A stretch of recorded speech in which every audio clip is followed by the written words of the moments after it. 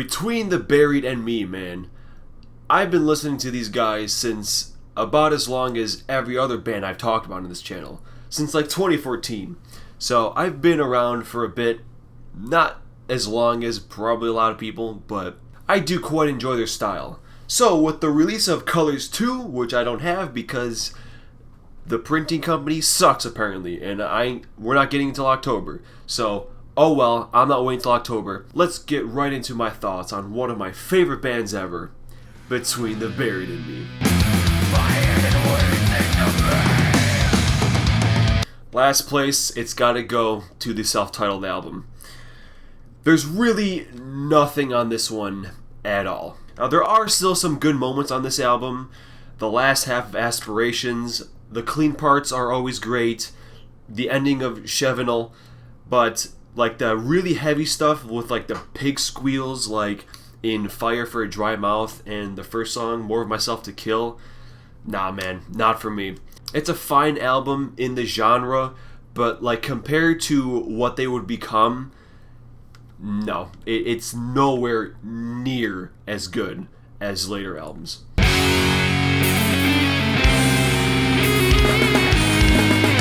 Silent Circus at least has Mordecai. That's the saving grace on this album. That song absolutely slays. The clean parts, again, are all great. You know, you got Chevenel Take 2, and then Adult Digament was pretty alright.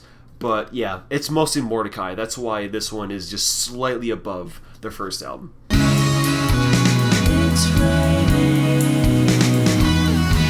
The first outing with the current rendition of the band, Alaska, is pretty solid.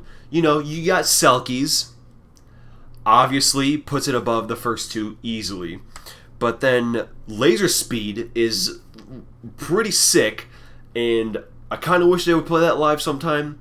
Backwards Marathon, the only part I really know in that song is the It's Raining, and that whole section of that song is by far the best part of the first three albums. Like that, I love that section so much. Like I said before, the clean parts are so damn good. I love when they go clean. Also, a shout out to Medicine Wheel. I think that song is pretty good too. Yeah, overall, it's an improvement over the other two. But the album after this one was a hell of an improvement over this one even. And our first outing into modern territory is going to be Parallax II. It's kind of a clusterfuck. It just kind of feels like the whole thing was rushed. And even the band just refuses to even acknowledge its existence. The best part, I think, is the break in Augment, where it kind of like breaks down into, you know, that like little quirky part. Clean parts, as always, on point. The drum production on this, I kind of hate. It just sounds kind of like it's a drum machine and not actually Blake. Still, I'm taking the prog stuff over all the old stuff any day of the week.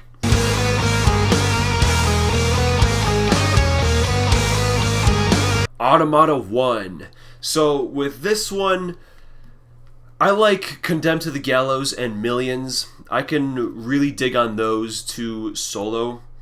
But then there's tracks like House Organ and Yellow Eyes, which I'll really only ever listen to if I'm listening to the entire thing. Blot's good. And then you have, you know, Gold Distance, which is just the interlude. It's a decent album. I'm still really lost on why they split up 1 and 2. But as far as 1 goes, like I said, those 2 songs I really like. Those are really the only highlights on it. And compared to, you know, like the full lengths they have, it's just kind of, there's no way it's going to be like above those.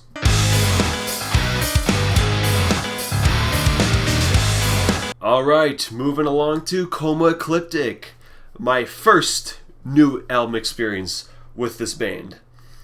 It has its moments, but by the end of it, I think it gets really just kind of whatever. Like Coma Machine, King Redeem, Famine Wolf, Memory Palace, Ecliptic Scroll, Turn on the Darkness.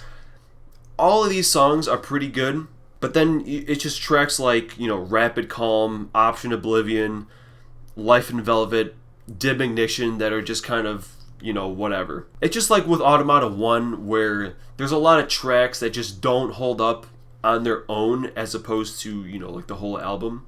But like I said, there's some great moments on it, and I can dig on this one every once in a while. Moving right along into Automata II, the sequel to 1, which is definitely an improvement over the first one. Voice to Trespass is my favorite singular Bit Bam song, period. It is way too fun of a song. It used to be Telos, but Voice is just a blast to listen to. Like, I wouldn't take Condemned to the Gallows and Millions over the entirety of Coma Ecliptic, but I will take Glide and Voice to Trespass over the entirety of Coma Ecliptic. Proverbial Below is another great piece. I love in like the middle where it breaks down and he's like, please pick up the phone.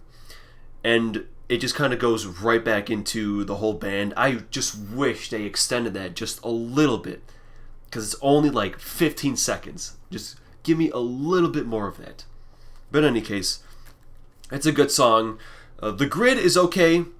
That's another one of those where I'm not going to listen to it on its own. But if I'm listening to the whole thing, it's good stuff. But yeah, overall, definitely an improvement over Automata 1.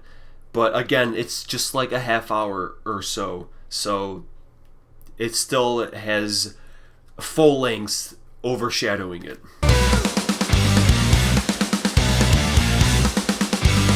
So after a lot of thought between do I like Colors 1 or 2 more, I think I can say I like the first one a little bit more. But Colors 2 is not far behind. To summarize my full review of it, it has a lot of the same charm as the first one, but I will remember a lot of moments in the first one more than this one.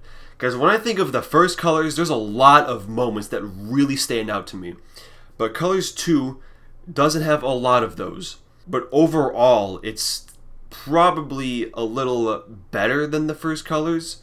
But like I said, I think I will just remember the first one more, if that makes sense. Fixier and Prehistory with their very amusing tones. Double Helix and Human as Hell with their straight brutalness. And of course, Revolution in Limbo with Blake growling. One of the coolest moments in the band's history. Alright y'all, now it's time to bust into the top 3. So, keep in mind, all 3 of these albums are absolutely amazing. I mean, we'll throw Colors 2 into there. All 4 of these albums are absolutely amazing. But some of them just gotta come above some. And my number 3 pick is gonna be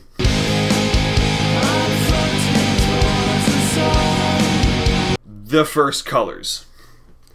Now hold your horses, alright? I know some of you are pissed off right now. Especially one of you. But, like I said in my Colors 2 review, I have the same issues with both albums. Is that the other 2 albums above this one, I can enjoy pretty much all of those songs as a whole or individually. Colors does not have that for me.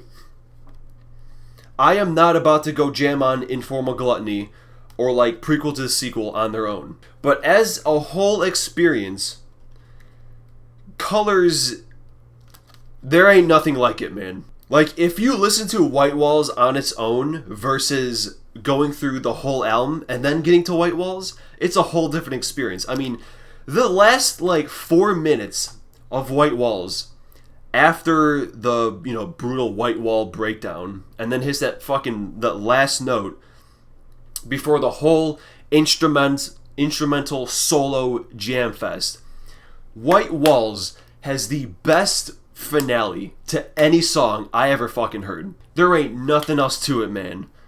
It's all about the last 4 minutes. Yes, and I know some of you are going to be like, oh, well, it's the whole song. Yes, it's the whole song, but the last part specifically. And of course, you can't forget the Phrygian bass solo, which every time that low note comes in, like in the middle part, never ceases to amaze me.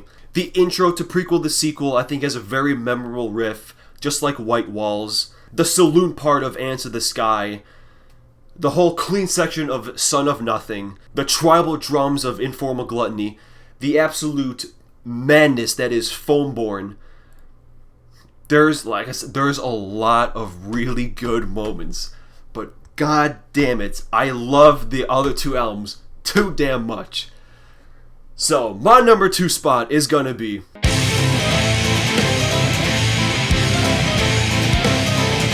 The Great Misdirect. I just saw them play this live, finally, after like 2 years. And I think I like it even more now. Granted, it was number 2 before I even saw this show, but it just made the gap from Colors to this one a little bit bigger, because live is probably even better than the actual album. Obfuscation is, like, drum-wise, one of my favorites ever. Every damn note in it is just incredible. And the piano opening to Fossil Genera and the entirety of Desert of Song just makes me sing along every time. And then you have like Swim to the Moon, which has like another huge like solo break. Mirrors with its more great opening sing-along jams. There's a lot of parts in Disease, Injury, and Madness. Like, god damn. I don't even know what I need to say about The Great Misdirect, man. Just this desert odyssey, man, that it just takes you on if you go through the whole thing. And again, I can listen to any of these songs on their own. Maybe not Mirrors, because it's just kind of the intro. But any of the other ones, I don't care. I will jam on Desert of Song and just go to the next band. It's the fact that I can enjoy them both ways that really pushes these albums past Colors. So, with that said, of course, the number 1 Between the Buried and Me album is gonna be Parallax II, baby. Every single aspect of the band is the best on this one. Goodbye to Everything is the most singable intro they've done. Astral Body has some of the best drum fills I ever heard. Lay Your Ghost to Rest has that funky ass chorus with the bass going on. Autumn is just a minute interlude. Fine, I'll give you that. Autumn is just forgettable. Extremophile Elite has the whole break in the middle with the fucking xylophones and shit. Extremophile Elite is so good that that's the song that everyone makes people react to first from this band, because it just catches you so off guard, and it's awesome. Parallax is just more interlude shit. Black Box, beautiful piano stuff. Telos, again, is the former favorite song of the band, because it has some of the best riffs the band ever did. Bloom, what do I even gotta say about Bloom? That is objectively one of the best Bit Bam songs. The SD card just ran out of memory because I've been rambling for so long. But anyway, as I was saying, yeah, Bloom. Bloom took, like, what would have been a 30-second interlude in any album previous and made it into its own entire song. Kind of like what Glide did on Automata II. Like, God, what a fun song. And then Melting City and Silent Flight, and then Goodbye to Everything reprise. It's like just more crazy ass jamming, and then Melting City has that crazy hi-hat thing that Blake does. Silent Flight is just the finale of this epic ass story that's been going on since goddamn Silent Circus. For the sake of keeping this video under like 14 hours long, I'm gonna stop it here.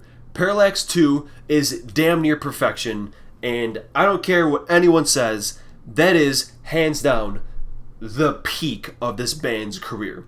Alright, y'all, that's it. Finally got to talk about this band. Jeez, I've been waiting so long. And I've been waiting so long for another guy to talk about, and then we're finally getting to in October. And holy shit, we have a new Iron Maiden album in like 4 days. So shit's getting crazy. I'll see you all with that one. Let me know which albums you like the best, because damn do they have a lot of good ones. Also, yeah, this is the new setup. I got the lights over here. We got a camera, an actual camera instead of the stupid webcam. I can do some crazy shit with the lights like this. Got a lot of different styles to do, but I don't know. It's kind of obnoxious sometimes. You know, got this blue one going. Got a little bit of green. Oh, a little bit of green. Yeah. Got some more green, darker green, and then blue. Look at that. Look at this nice blue. Then we got dark blue. Yeah. Look at that. No, purple. Shit. I can make myself look like any kind of color. Look at that. Look at that dark ass red. It's awesome. It's awesome, man. Got the lights back there with the albums. I think it's pretty cool. What do you think? You like it? I hope so, because it was like $100.